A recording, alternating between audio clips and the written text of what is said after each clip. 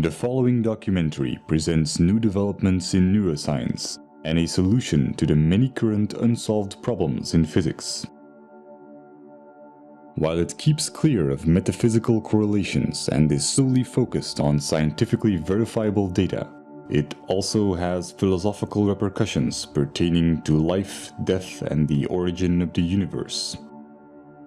Due to its many layers and density in presentation, it may require multiple viewings to fully comprehend its implications, even though considerable effort has been made to simplify the complex scientific concepts that are discussed. Furthermore, I would like to thank the author for allowing me to follow and report on his work, as he wanted to remain dedicated to his research and avoid becoming involved in its media coverage.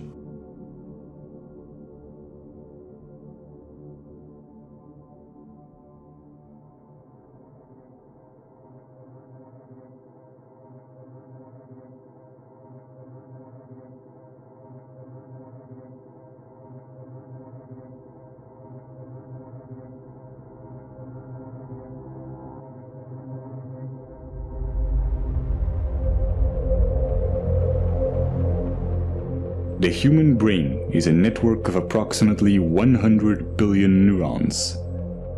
Different experiences create different neural connections which bring about different emotions. And depending on which neurons get stimulated, certain connections become stronger and more efficient, while others may become weaker. This is what's called neuroplasticity. Someone who trains to be a musician will create stronger neural connections that link the two hemispheres of the brain in order to be musically creative. Virtually any sort of talent or skill can be created through training.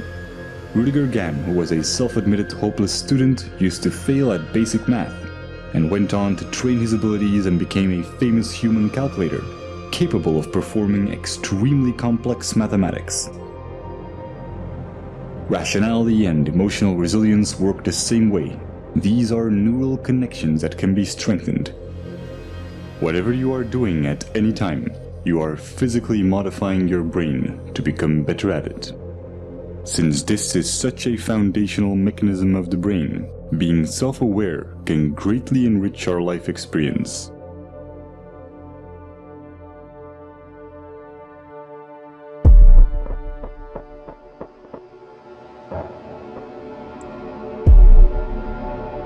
Specific neurons and neurotransmitters, such as norepinephrine, trigger a defensive state when we feel that our thoughts have to be protected from the influence of others. If we are then confronted with differences in opinion, the chemicals that are released in the brain are the same ones that try to ensure our survival in dangerous situations. In this defensive state, the more primitive part of the brain interferes with rational thinking, and the limbic system can knock out most of our working memory, physically causing narrow-mindedness. We see this in the politics of fear, in the strategy of poker players, or simply when someone is stubborn in a discussion. No matter how valuable an idea is, the brain has trouble processing it when it is in such a state. On a neural level, it reacts as if we're being threatened, even if this threat comes from harmless opinions or facts that we may otherwise find helpful and could rationally agree with.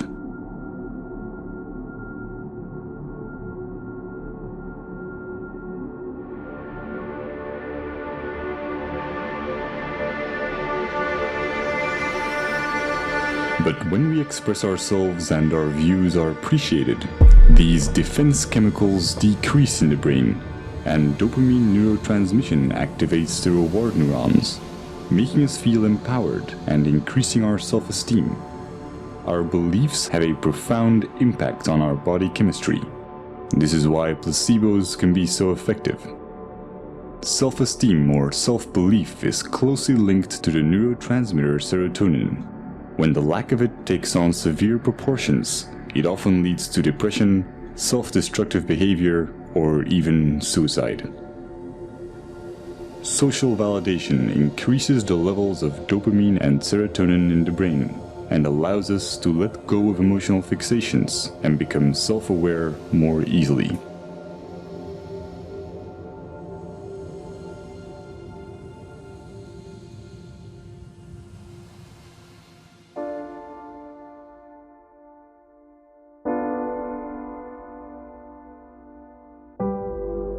Social psychology often looks at the basic human need to fit in and calls this the normative social influence.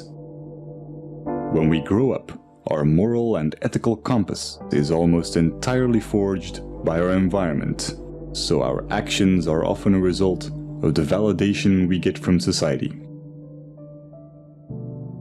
But new developments in neuroscience are giving us a better understanding of culture and identity.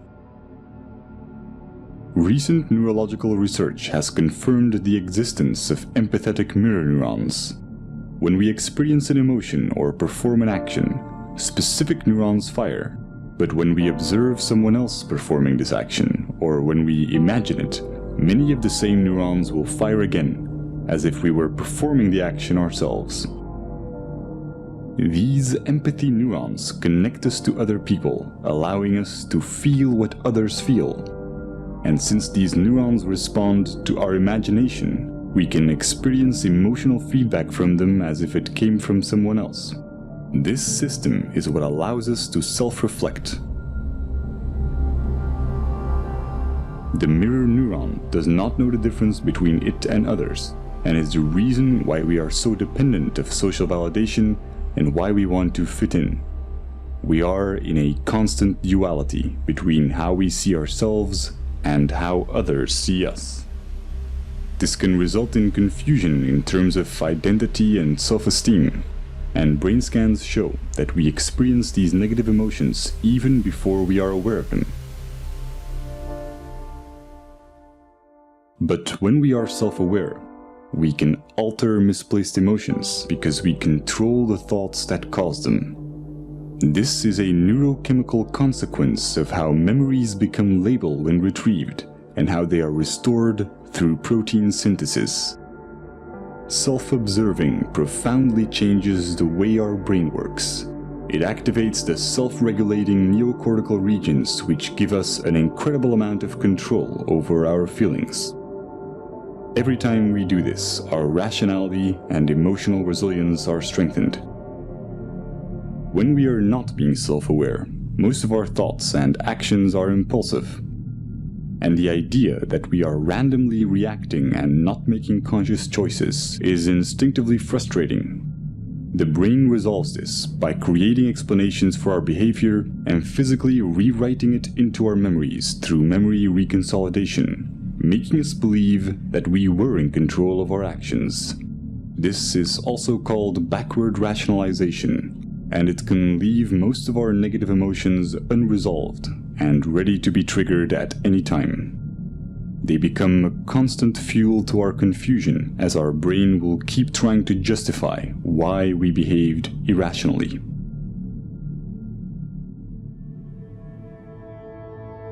All this complex and almost schizophrenic subconscious behavior is the result of a vastly parallel distributed system in our brain. There is no specific center of consciousness. The appearance of a unity is in fact each of these separate circuits being enabled and being expressed at one particular moment in time. Our experiences are constantly changing our neural connections, physically altering the parallel system that is our consciousness. Direct modifications to this can have surreal consequences that bring into question what and where consciousness really is.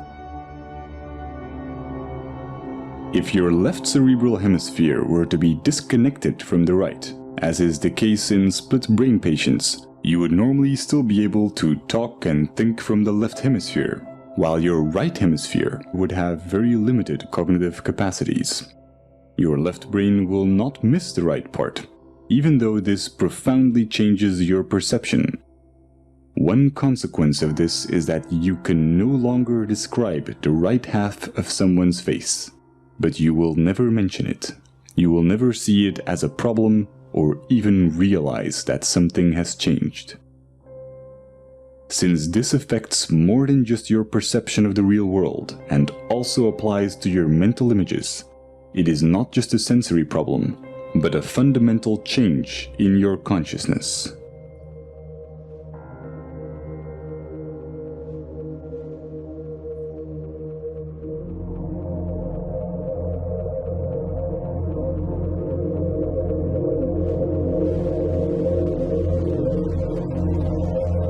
Each neuron has a voltage, which can change when ions flow in or out of the cell. Once a neuron's voltage has reached a certain level, it will fire an electrical signal to other cells, which will repeat the process. When many neurons fire at the same time, we can measure these changes in the form of a wave. Brainwaves underpin almost everything going on in our minds, including memory, attention, and even intelligence. As they oscillate at different frequencies, they get classified in bands such as alpha, theta, and gamma. Each are associated with different tasks. Brainwaves allow brain cells to tune into the frequency corresponding to their particular task while ignoring irrelevant signals, similar to how a radio homes in on different waves to pick up radio stations. The transfer of information between neurons becomes optimal when their activity is synchronized. This is the same reason why we experience cognitive dissonance, the frustration caused by simultaneously holding two contradictory ideas. Will is merely the drive to reduce dissonance between each of our active neural circuits. Evolution can be seen as the same process where nature tries to adapt or resonate with its environment. By doing so, it evolved to a point where it became self-aware and began to ponder its own existence.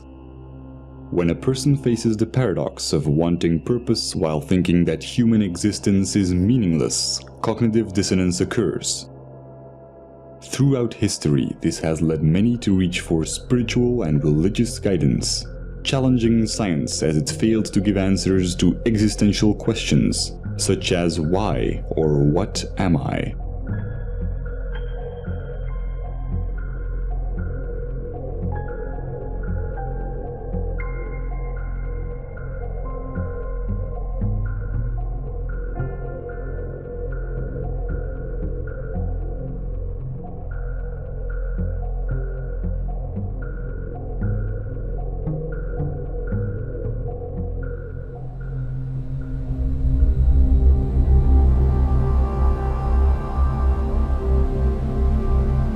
The left cerebral hemisphere is largely responsible for creating a coherent belief system in order to maintain a sense of continuity towards our lives. New experiences get folded into the pre-existing belief system. When they don't fit, they are simply denied. Counterbalancing this is the right cerebral hemisphere, which has the opposite tendency. Whereas the left hemisphere tries to preserve the model, the right hemisphere is constantly challenging the status quo. When the discrepant anomalies become too large, the right hemisphere forces a revision in our worldview. However, when our beliefs are too strong, the right hemisphere may not succeed in overriding our denial.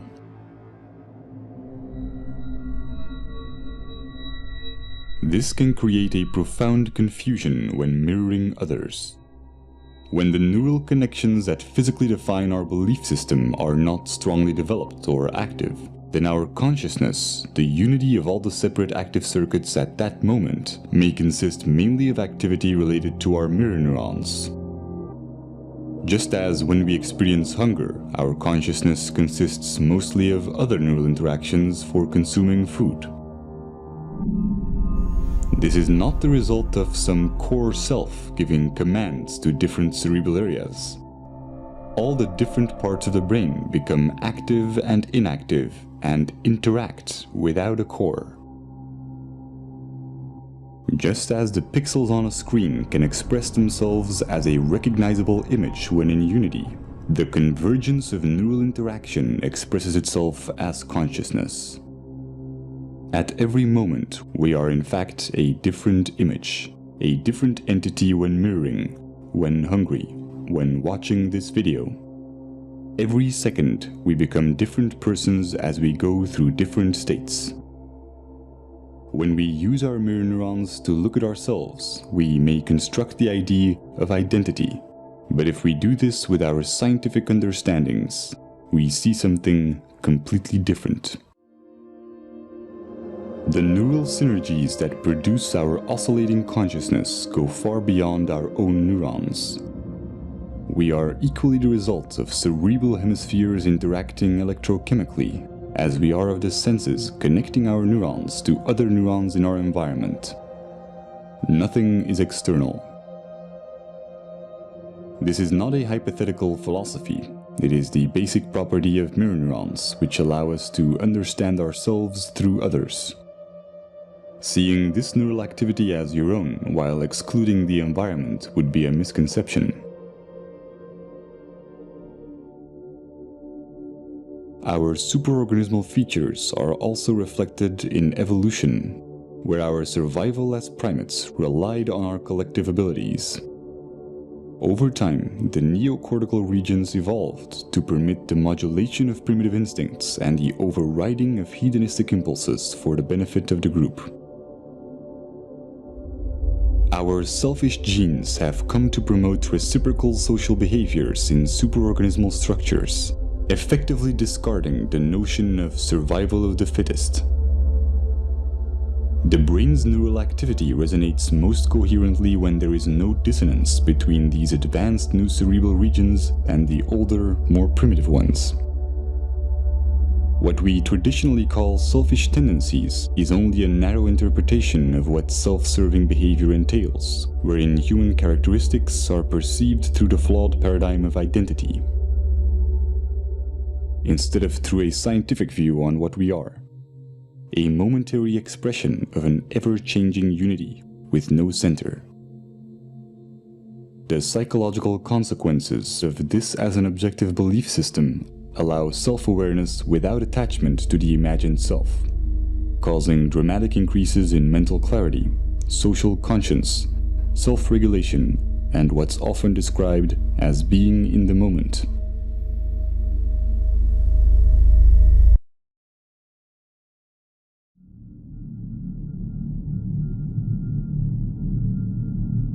The common cultural belief has mostly been that we need a narrative, a diachronic view on our life to establish moral values. But with our current understandings of the empathic and social nature of the brain, we now know that a purely scientific view with no attachment to our identity or story yields a far more accurate, meaningful, and ethical paradigm than our anecdotal values. This is logical since our traditional tendency to define ourselves as imaginary individualistic constants neurally wires and designs the brain towards dysfunctional cognitive processes, such as compulsive labeling and the psychological need to impose expectations.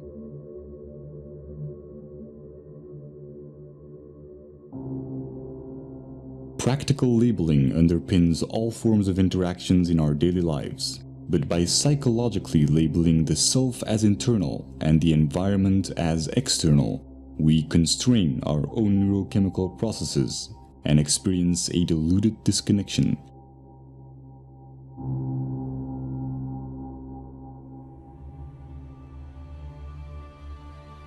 Growth and its evolutionary side effects, such as happiness and fulfillment, are stimulated when we are not being labeled in our interactions. We may have many different views and disagree with one another in practical terms, but interactions that nevertheless accept us for who we are without judgment are neuropsychological catalysts that wire the human brain to acknowledge others and accept rationally verified belief systems without dissonance. Stimulating this type of neural activity and interaction alleviates the need for distraction or entertainment and creates cycles of constructive behavior in our environment. Sociologists have established that phenomena such as obesity and smoking, emotions and ideas spread and ripple through society in much the same way that electric signals of neurons are transferred when their activity is synchronized.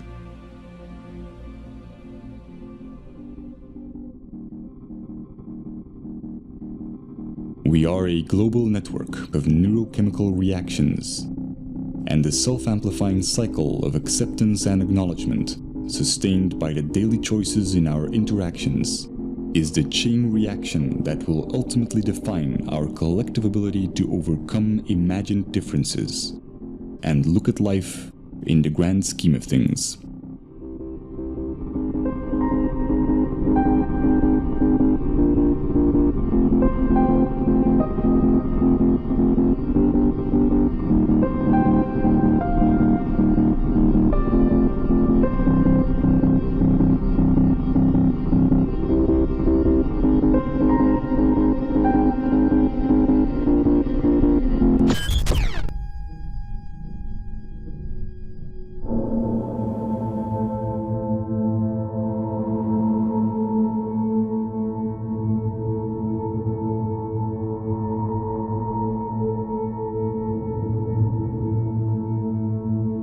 Throughout Chiren's ongoing research, I've made a simplified but comprehensive overview of his current findings.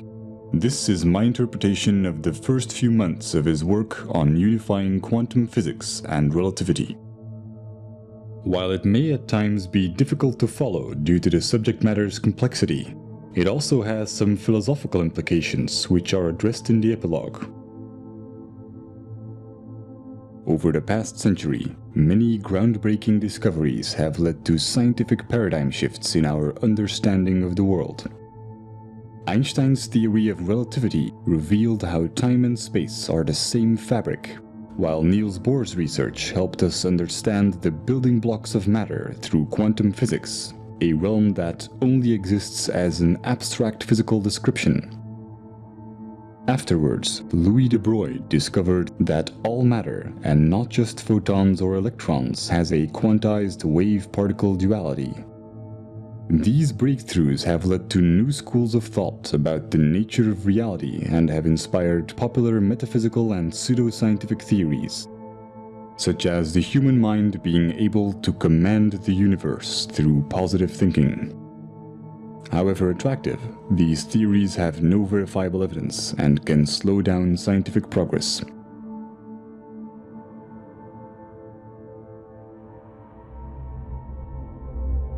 Einstein's laws of special and general relativity are applied in modern-day technologies, such as GPS satellites, where the accuracy of calculations would drift more than 7 miles a day, if consequences such as time dilation would not be taken into account.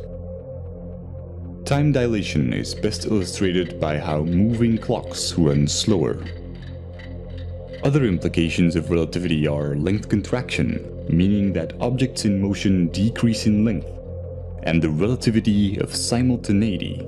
It is impossible to say in an absolute sense whether two events occur at the same time when they are separated in space. Nothing can travel faster than the speed of light. This means that if a bar of 10 light seconds long would be pushed forward, it would take 10 seconds before the action can take place on the other side. Without this time interval of 10 seconds, the bar does not exist in its entirety. This is not due to our limitations as observers, but due to an inherent consequence of relativity, where time and space are interconnected and cannot exist without each other.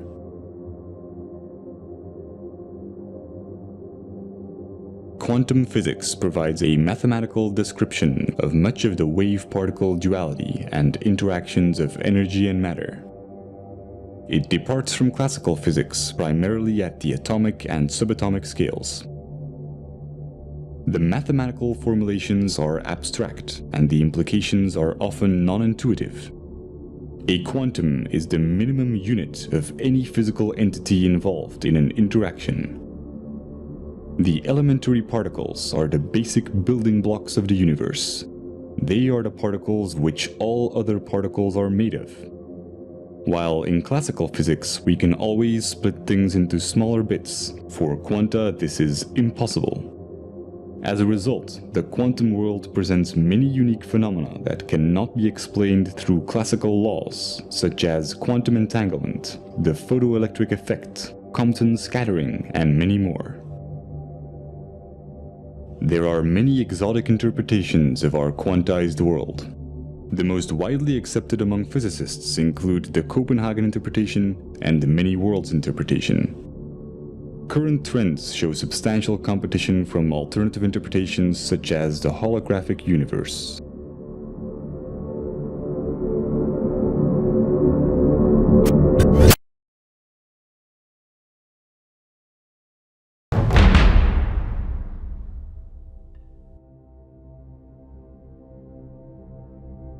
While both quantum physics and Einstein's laws of relativity are essential to our scientific understandings of the universe, there are many unsolved scientific problems, and thus far, no unifying theory. Some of the current questions are: why is there more observable matter than antimatter in the universe? What is the nature of the arrow of time? What is the origin of mass?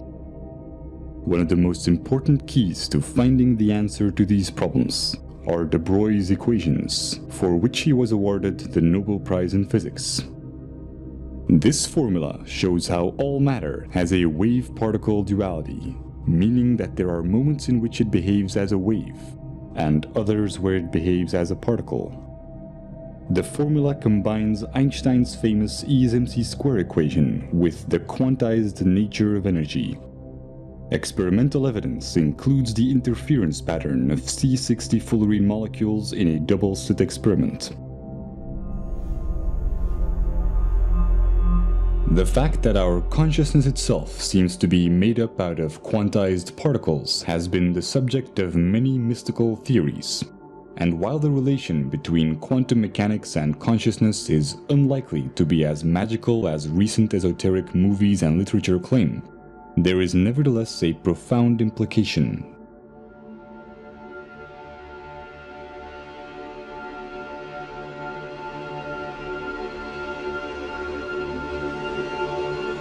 As de Broglie's equations apply to all matter, we can fundamentally establish that C equals HF, where C stands for consciousness, H for the constant of Planck, and F for frequency.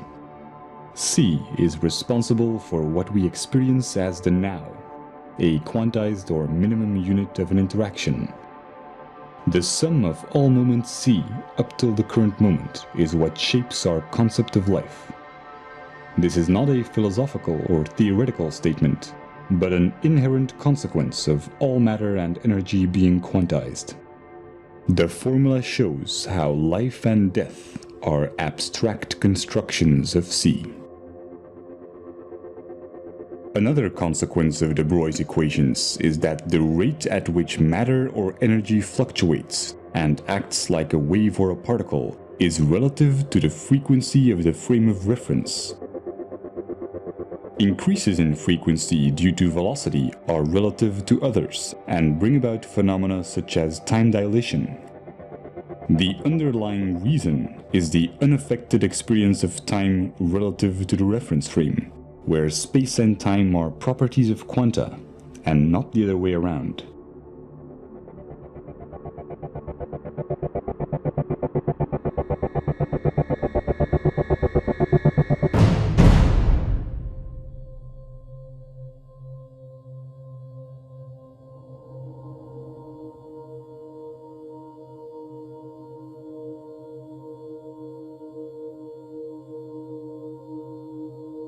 Antiparticles are created everywhere in the universe where high-energy particle collisions take place. This process is artificially simulated in particle accelerators. When matter is created, antimatter is created simultaneously. Hence why the lack of antimatter in the universe is one of the biggest unsolved questions in physics to date. When we trap antiparticles through electromagnetic fields, we can study their properties. The quantum state of particles and antiparticles can be interchanged by applying the charge conjugation, parity, and time reversal operators. To clarify, if a physicist whose body was made of antimatter would do experiments in a laboratory also made of antimatter, using chemicals and substances of antiparticles, he would find almost exactly the same results as his matter counterpart. But when they would merge, immense energy would be released proportional to their mass. Very recently, Fermilab discovered how quanta such as mesons are switching 3 trillion times per second from matter to antimatter. When we study the universe from a quantized frame of reference C, we have to take into account all experimental evidence that applies to quanta. This includes how matter and antimatter are created simultaneously in particle accelerators, and how mesons switch back and forth between one and the other. This has significant consequences when applied to C. From a quantum perspective, every instance of C has an anti-C. This explains the missing symmetry or antimatter in the universe and is closely related to the arbitrary choice of emitter and absorber in the Wheeler-Feynman time-symmetric theory. The unperturbed time t in the uncertainty principle is the required time or cycle for quanta to exist. Similar as observed in mesons, our personal experience of time or interval of the current moment reaches its threshold when C is cancelled out by its anti-C. C's interpretation of this single self-annihilating moment is framed within an abstract arrow of time. If we then want to define interaction and look at the basic properties of the wave-particle duality of quanta, all interactions would consist of interference and resonance. But since this isn't enough to explain the fundamental forces, we are required to use different models. This includes the standard model, which mediates the dynamics of the known subatomic particles through force carriers, and Einstein's general relativity, which describes macroscopic phenomena such as the orbits of planets, which follow a curvature or ellipse in space and a helix in space-time. But Einstein's model of space-time doesn't hold up on quantum levels, and the standard model needs additional force carriers to explain the origin of mass. Without success, a unification of both models or theory of everything has been subject of much research.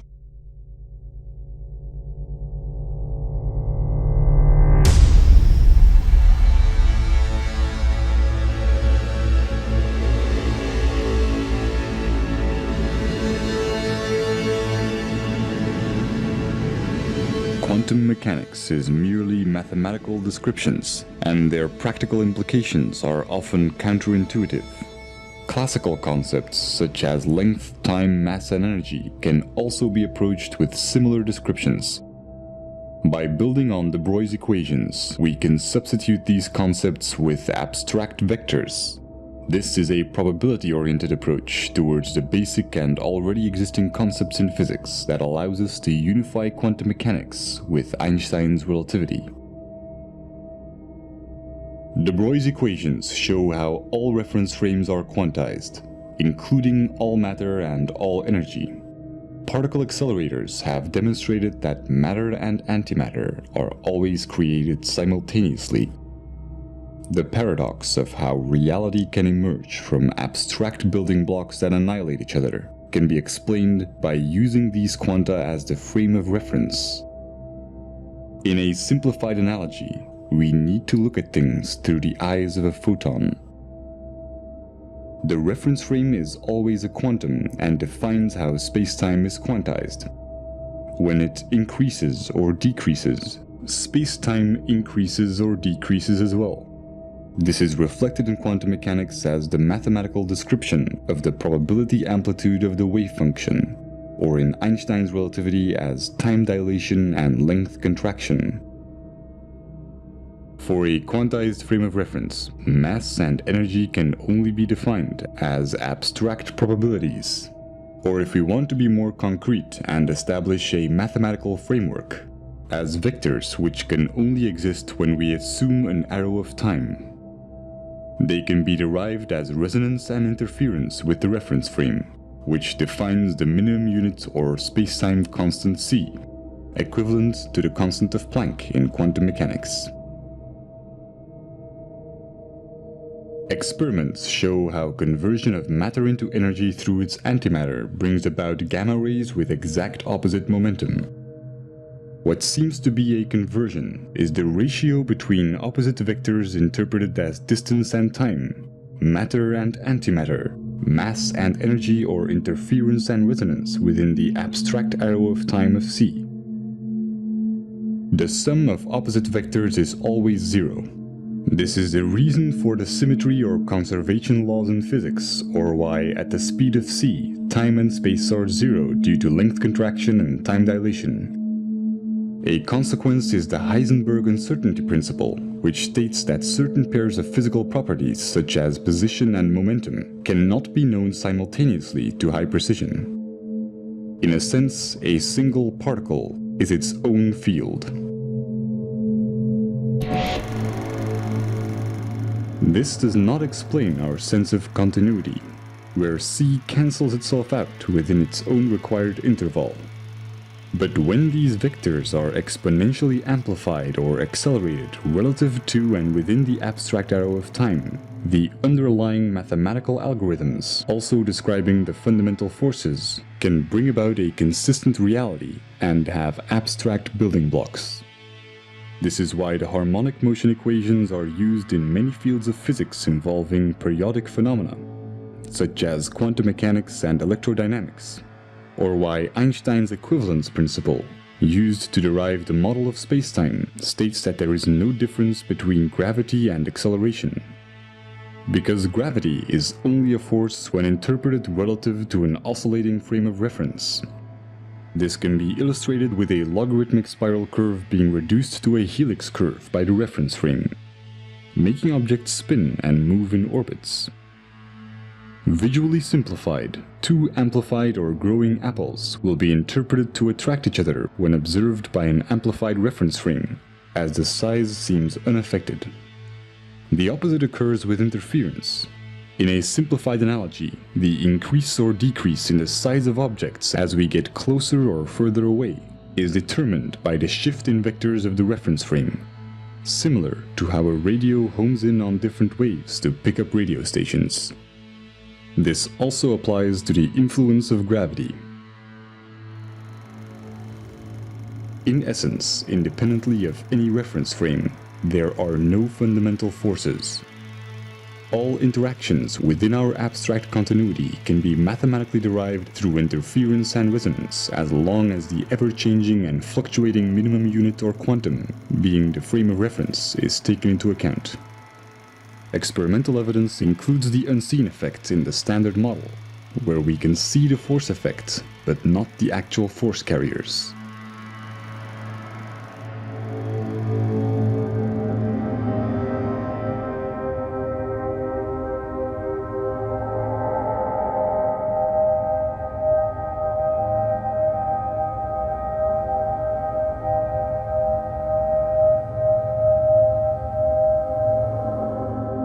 The consistent continuity of reality does not require quanta to have any specific sequence in time. A quantum is not subject to any notion of space or time and can occupy all of its possible quantum states simultaneously.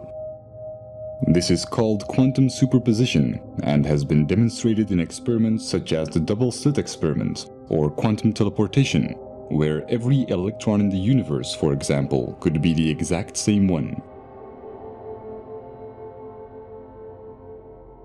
The only requirement for an abstract arrow of time and consistent continuity or reality is the algorithm describing the pattern or abstract sequence of vectors.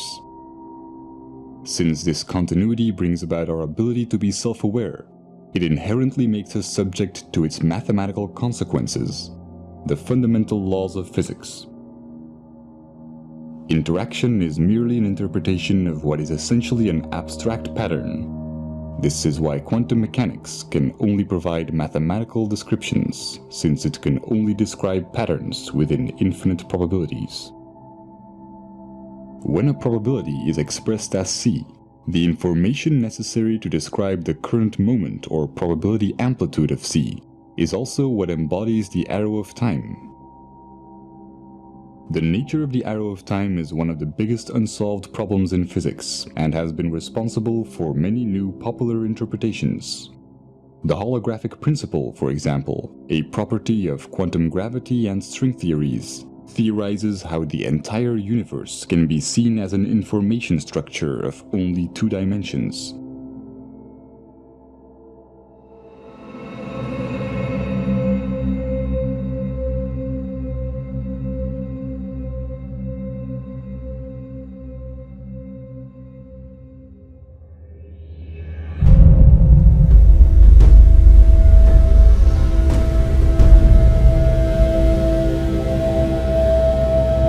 Traditionally associate the notion of an arrow of time with the sequence of events that we experience through the arrangement of short-term and long-term memories. We can only have memories about the past and not about the future, and we've always assumed that this reflects the flow of time. Scientists only began to question this logic when discoveries in quantum mechanics demonstrated that some phenomena are not bound by our notion of time, and that our concept of it is nothing more than our perception of the change in observable values. This is also reflected in time dilation and length contraction, which are part of the reason why Einstein established that time and space are the same fabric. In an absolute sense, the notion of time does not differ from the notion of distance. Seconds are equal to light seconds but cancel each other out. To clarify, with distance and time being each other's opposites, the passing of time can be interpreted as the distance that the hands of a clock travel as they move in a direction that is opposite to time. As they move forward in distance, they effectively travel backwards in what we would call time. This is also why any single separate minimum unit of experience is always instantly annihilated within a timeless now. This understanding sets the record straight between wave function collapse and quantum decoherence. Concepts such as life and death are mere intellectual constructs, and any speculative spiritual ideas of an afterlife that takes place in a realm where the rigid mathematical underpinnings of this reality come to an end are equally fabricated. An important cosmological consequence is that the Big Bang Theory, where the universe is traced back to one point by looking at the past, is a misconception. The traditional assumption of space-time, where space is 3-dimensional and time plays the role of a 4th dimension, is inaccurate. If we would want to study the origin of the universe, we would actually have to look forward, since C's time vector direction is opposite to the arrow of distance, from which we perceive an expanding universe. Although this temporal mapping of the universe will only yield abstract concepts with no relation to its quantum underpinnings. Experimental evidence includes the accelerating expanding universe, following what is known to be an inverse or time-reversed black hole metric, as well as the many problems related to the Big Bang Theory, such as the horizon problem.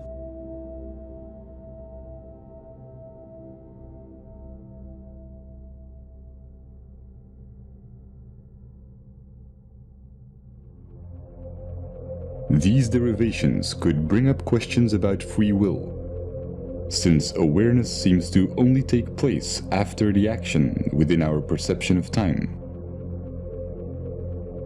Most neurological investigations that have shed light on this question show that action is indeed taken before becoming conscious of it. But a deterministic point of view is based on an erroneous concept of time, as is illustrated by the mathematical probability descriptions in quantum mechanics. These understandings will be relevant for future neurological research, since they show how any neural circuit is a vector with direction. underpinning cognitive dissonance and interference or resonance within C. The ability to understand and consciously alter these directions, acquired through billions of years of evolution, confirms how important our belief systems are in expanding our awareness, and how they affect our working memory, which is responsible for the extent to which we can make connections and for the neural processes that create meaning.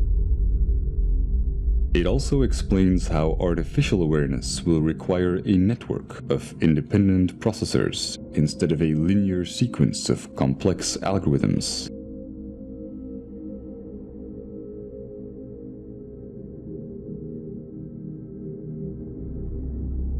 Anthene's grand unification is one solution that unifies quantum physics and Einstein's theory of relativity.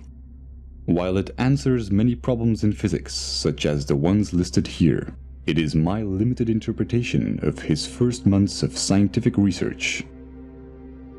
Whatever the outcome, it is clear that we have entered an era where science is open to everyone. And if we can preserve unfiltered access to a neutral internet, we can test the validity of our ideas. We can enhance our imagination by making new correlations, and we can be part of the evolution of our understandings of the universe and of the mind.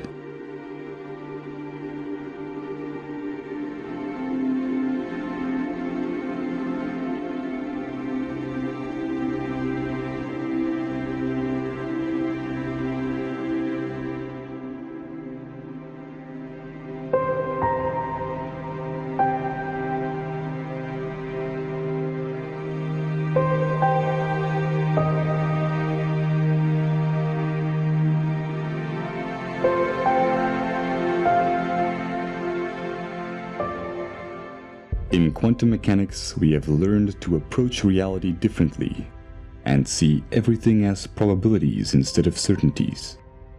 In a mathematical sense, anything is possible. As well as in science as in our daily lives, the extent to which we can calculate or figure out probabilities is determined by our intellectual capability to recognize patterns. The less biased we are, the clearer we can identify these patterns and base our actions on reasonable probabilities. Since it's in the very nature of our brain's left hemisphere to deny ideas that do not fit into our current paradigm, the more attached we are to a belief system, the less able we are to make conscious choices for ourselves. But by observing this process, we expand our awareness and enhance our free will. It is said that wisdom comes with age, but with openness and skepticism, the key principles of the scientific method. We don't need decades of trial and error to sort out which of our convictions may be improbable. The question is not whether our beliefs are right or wrong, but whether or not being emotionally attached to them is more or less likely going to benefit us.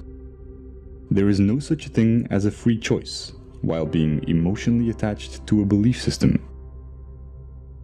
The moment we are self-aware enough to realize this, we can truly work together to figure out the real odds of what will benefit us the most.